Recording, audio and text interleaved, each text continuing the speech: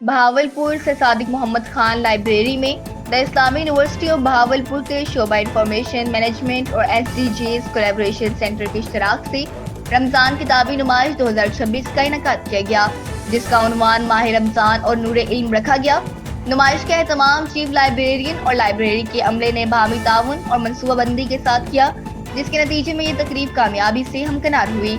رمضان المبارک کی روح کے مطابق اس نمائش میں اس امر کو اجاگر کیا گیا ہے کہ کتابیں علم، حکمت اور ذاتی ترقی کا اہم ذریعہ ہیں۔